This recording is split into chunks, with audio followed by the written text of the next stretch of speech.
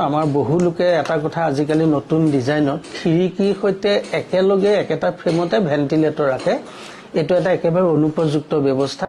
নমস্কাৰ, মই বিকাশ বৰদলৈ। মই গৃহ নিৰ্মাণৰ লগতে জড়িত হৈ আছো দীৰ্ঘ সময় ধৰি। তদুপৰি মই গৃহ নিৰ্মাণৰ লগত জড়িত ভালেকেইখন গ্ৰন্থও এতিয়ালৈকে মই লিখিছো। ঘৰটোৰ এক গুৰুত্বপূৰ্ণ অংগ হ'ল ঘৰৰ ভিতৰত যাতে বতাহ আৰু পোহৰ পৰ্যাপ্ত থাকে আৰু তাৰ কাৰণে ঘৰত খিৰিকী আৰু ভেন্টিলেটৰ উপযুক্ত পৰিমাণত থাকিব লাগে। অসমত বতাহ আৰু পোহৰৰ কথাটো খুব গুৰুত্বপূৰ্ণ।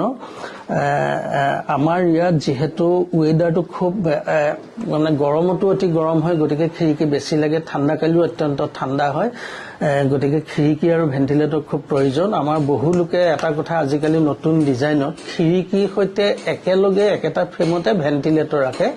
এইটো এটা একেবাৰে অনুপযুক্ত ব্যৱস্থা। ভেন্টিলেটৰ সদায় ওপৰত থাকিব লাগে, জাষ্ট বিমটোৰ তলতে বা আছাম টাইপ ঘৰত পোষ্ট প্লেটৰ তলতে ভেন্টিলেটৰ দিয়া হয়। ঘৰৰ ভিতৰত থকা কোঠাৰ ভিতৰত গৰম বতাহ বাহিৰলৈ ওলাবলৈ আৰু বাহিৰৰ ঠাণ্ডা বতাহ খিৰিকীয়ে সোমাবলৈ।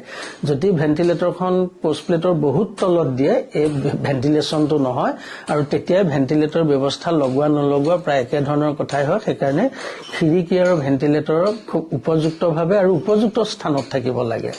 সৰ্বোপৰি খিৰিকীৰ ক্ষেত্ৰত এটা সৰু ফৰ্মুলা, মই ব্যৱহাৰিক ফৰ্মুলা সকলোৰে বাবে জনাই দিছো। কোঠাটোৰ যিমান এৰিয়া থাকে বা কালি থাকে, এটা কোঠা ধৰি ললো 12x12 144 বৰ্গ ফুট। 144 বৰ্গ ফুটৰ 25% অৰ্থাৎ প্ৰায় 37 স্কোয়াৰ ফিট খিৰিকীখনত থাকিবই লাগে। তেতিয়াহে অসমৰ বাবে উপযুক্ত হয়। এই কথাটো যাতে সকলোৱে মনত ৰাখে।